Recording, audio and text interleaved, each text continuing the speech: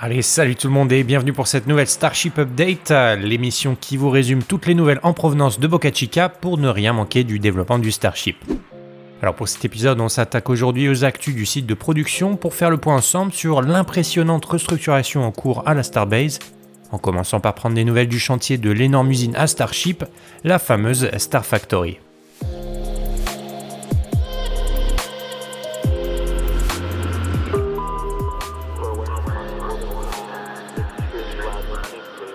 Et oui, pendant que tous les regards sont rivés sur les derniers essais du B9 et les systèmes de l'étage 0, du côté de la Starbase, le chantier de la Star Factory progresse et on commence à peine à deviner à quoi va ressembler le visage de la Starbase d'ici quelques mois.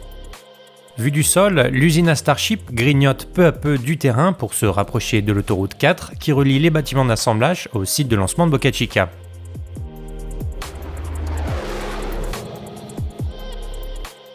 Vu du ciel, RGV Aerial Photography a aussi repéré cette impressionnante structure blanche en forme de H placée sur une remorque automotrice.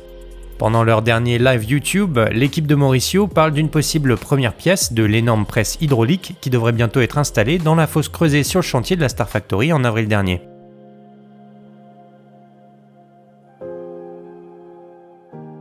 Pour celles et ceux qui suivaient déjà la chaîne, on en avait parlé le 7 mai dans l'épisode 76, il y a 3 mois déjà, et oui, le temps passe vite.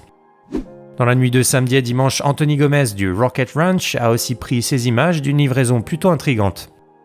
Selon toute vraisemblance, cette nouvelle machine sera installée dans la Star Factory et servira à la production à la chaîne d'un ou plusieurs composants du Starship. Le lendemain, une autre livraison probablement en lien avec l'aménagement de l'intérieur de la Star Factory a été capturée sur les caméras de la chaîne Lab Padre, une énorme boîte en bois marquée du logo ACB. Alors pour info, ACB c'est une entreprise spécialisée dans la construction de presses industrielles destinée au secteur de l'aérospatial, ça tombe bien, c'est pour le Starship, et dont les produits sont souvent utilisés pour former et étirer des plaques de métal.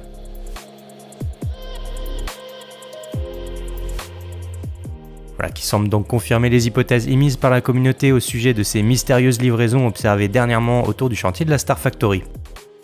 Ce type de machine serait particulièrement utile pour produire les parties des coiffes ou encore les sections d'inox qui composent les dômes des différents réservoirs du Starship. Vu la surface prévue pour la production des futurs prototypes, SpaceX centralisera sûrement bientôt à Boca Chica l'usinage de nombreuses pièces actuellement produites en dehors de la Starbase. Je sais pas vous, mais perso, j'espère que le youtubeur américain Tim Dodd aura bientôt le droit à une nouvelle visite guidée du site d'ici quelques mois pour qu'on puisse voir à quoi ressemble l'intérieur de la Star Factory une fois en service. Allez, on reprend les airs rapidement avec la chaîne RGV Aerial Photography pour observer les progrès de la nouvelle extension. Le squelette de la phase 2 de la Star Factory a déjà doublé de taille et SpaceX commence les travaux pour relier la nouvelle extension aux parties de l'usine déjà en service. Sur ces photos de Jack Bayer pour NASA Spaceflight et de Starship Gazer, on peut voir les équipes connecter les premières poutres de l'extension ici à droite, au toit du bâtiment en fonction ici à gauche.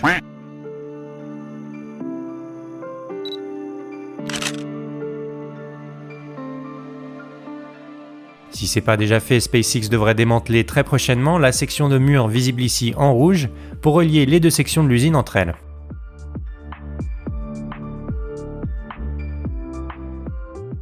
Un petit peu plus loin, les ouvriers semblent avoir fini de couler les fondations qui remplacent l'ancien Ground Fabrication Building, un atelier anciennement placé au bord de l'autoroute d'accès, comme on peut le voir ici à droite.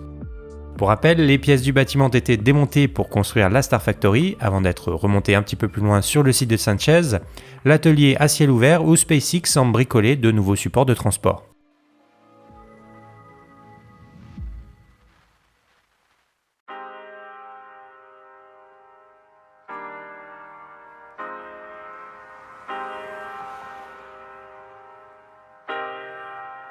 Pour déplacer ces énormes boosters, l'entreprise d'Elon Musk fabrique elle-même des supports de transport sur mesure pour sécuriser et déplacer ses prototypes.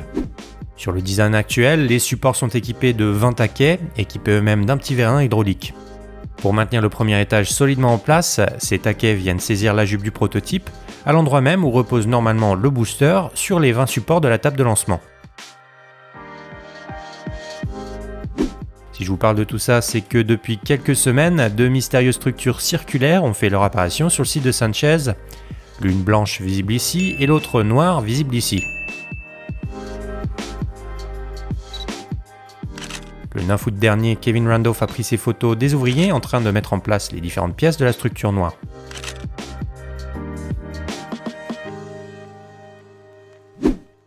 Depuis, comme vous pouvez le constater, ce nouveau puzzle a bien avancé.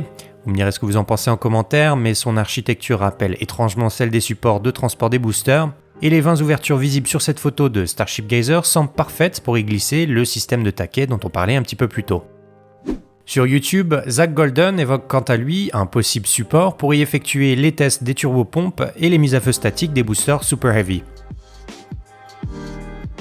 À plus long terme, une telle structure permettrait d'alléger l'agenda déjà très chargé de la table de lancement, l'OLP, pour y effectuer les essais moteurs du premier étage sur le pas de tir suborbital par exemple, comme on a vu par le passé avec le prototype BN3.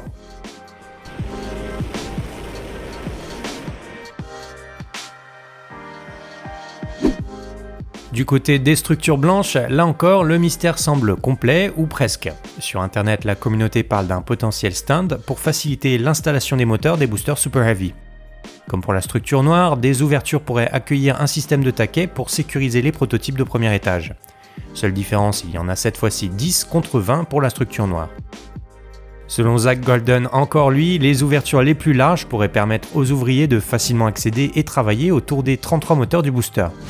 Selon Josh Low Space, l'anneau blanc sera monté sur 5 pieds d'environ 6 mètres de hauteur, un espace largement suffisant pour y faire passer les Raptors à installer. Pour mieux visualiser à quoi pourrait ressembler ce nouveau stand, Greg du serveur Discord, merci encore Greg, a réalisé cette superbe animation 3D du support en cours de construction sur le site de Sanchez. Si la fonction exacte de ces mystérieuses structures reste à confirmer, selon l'équipe de Mauricio, elle pourrait bientôt servir de station de travail dans le nouveau bâtiment d'assemblage en construction, le Mega Bay numéro 2.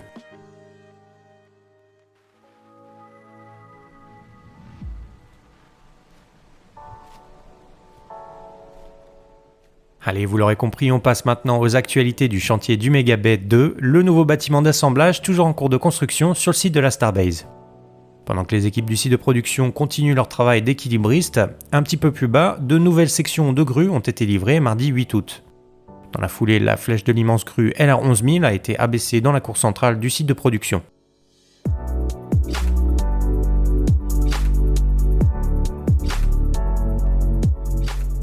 Objectif, reconfigurer la grue et agrandir sa flèche pour commencer la construction du 6e niveau du Mega Bay numéro 2. Pour rappel, sur le Mega Bay numéro 1, une large dalle de béton avait été coulée sur le dernier étage avant d'y assembler la structure du toit, qui abritera peut-être un jour le centre de contrôle pour les futurs tests du Starship. Entre-temps, les ouvriers montent les tasseaux et les tôles pour accorder les différentes sections préassemblées et empilées ces dernières semaines. Les premières sections d'escalier ont aussi été installées dans l'angle du bâtiment d'assemblage. Tout comme dans le premier Mega Bay, sur le 5e niveau, SpaceX installera bientôt 2 ponts roulants, dont les premières pièces viennent justement d'apparaître à Boca Chica. Le 11 août dernier, une première poutre du système de levage a été livrée devant la Starbase, très vite suivie d'une seconde, photographiée ici par Kevin Randolph et Starship Gazer. Tout comme le Mega Bay numéro 1, le second Mega Bay sera équipé de 2 ponts roulants capables de soulever 150 tonnes chacun. Si c'est pas déjà fait, 2 pièces similaires devraient bientôt rejoindre la Starbase pour compléter la grue d'assemblage utilisée pour empiler les sections de Starship produites sur le site de production.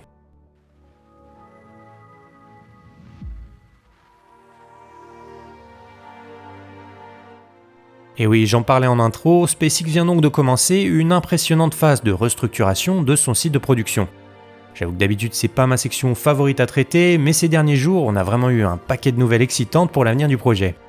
Si le pas de tir résiste lors du prochain vol, SpaceX va très certainement passer à la vitesse supérieure et enchaîner les vols d'essai. Pour pouvoir suivre la cadence des lancements, l'extension du site de production sera donc cruciale pour poursuivre le développement du Starship. Ces derniers jours, le constructeur anticipe visiblement cette nouvelle ère de production qui semble s'organiser en 2 grands chantiers, le démantèlement des tentes de production pour agrandir la Star Factory et la destruction du Mid Bay, un vétéran de la Starbase, photographié ici par Carlos Nunez en février 2020.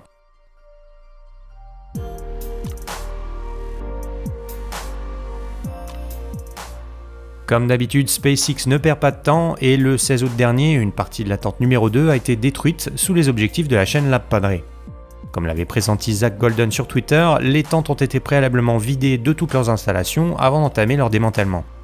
Au petit matin, la moitié de la tente avait déjà disparu et 2 jours plus tard seulement, le reste de la tente numéro 2 était déjà au tapis.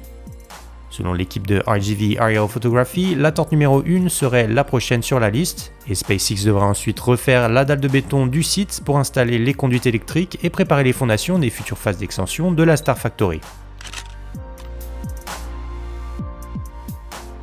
Comme j'en parlais un petit peu plus tôt, le gros chantier du moment se passe aussi du côté du Mid-Bay, un bâtiment construit il y a plus de 3 ans maintenant. Une fois encore, l'équipe de Zach Golden était sur le coup et avait pressenti la destination finale de l'édifice quand SpaceX a commencé à faire place nette tout autour du Mid-Bay. Dimanche dernier, les engins de chantier sont passés à l'action et ont commencé à arracher les tôles de la partie basse de la structure. Selon la communauté qui suit le projet, le Mid-Bay pourrait connaître la même fin tragique que son grand frère le Low Bay, aplati comme une crêpe le 28 mai dernier. Si c'est le cas, je pense que l'opération sera assez spectaculaire et j'espère bien avoir des images à vous fournir avant de boucler cet épisode. Si c'est pas le cas, je vous mettrai ça dans la section dernière minute ou en short sur YouTube. En tout cas, quand on voit l'état du Mid-Bay, on comprend mieux pourquoi la coiffe du Ship 22 s'est faite la malle le 12 août dernier.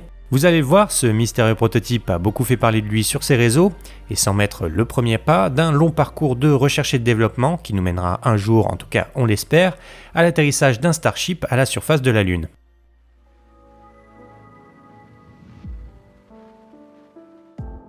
Il y a quelques jours, la coiffe du Ship 22 a donc quitté le Mid-Bay pour rejoindre une aire de stockage à proximité du bâtiment d'intégration des satellites Starlink. Lors de son déménagement, Starship Gazer était une fois de plus au bon endroit et au bon moment pour capturer ces images de la coiffe en transfert.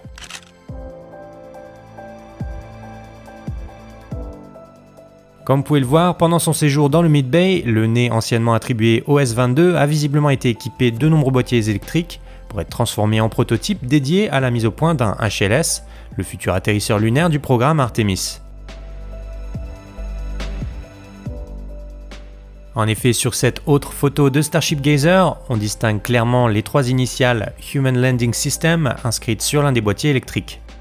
Alors attention, sans info officielle, il est encore difficile de savoir sur quoi SpaceX travaille exactement, mais en tout cas c'est là la toute première preuve concrète de l'existence de maquettes entièrement dédiées au développement d'un Starship lunaire. Une fois arrivé sur son nouveau lieu de résidence, la coiffe modifiée du S-22 a été déchargée de son SPMT avant d'être positionnée sur un espace dédié au test du prototype.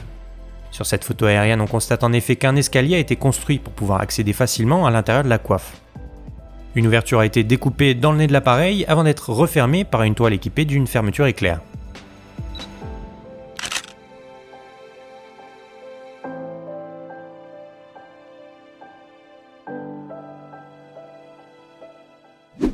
Pour info, petit historique, les premières pièces du Ship 22 ont été repérées à la Starbase il y a presque 2 ans, en septembre 2021. 5 mois plus tard à peine, le prototype était déjà terminé et avait quitté le High Bay pour rejoindre le Rocket Garden le 20 février 2022.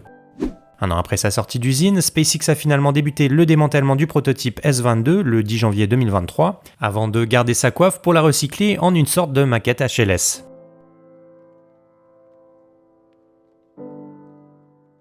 Trois jours après le déménagement de la coiffe modifiée du Ship 22, le mystère s'est épaissi un petit peu plus avec la livraison d'une section de booster.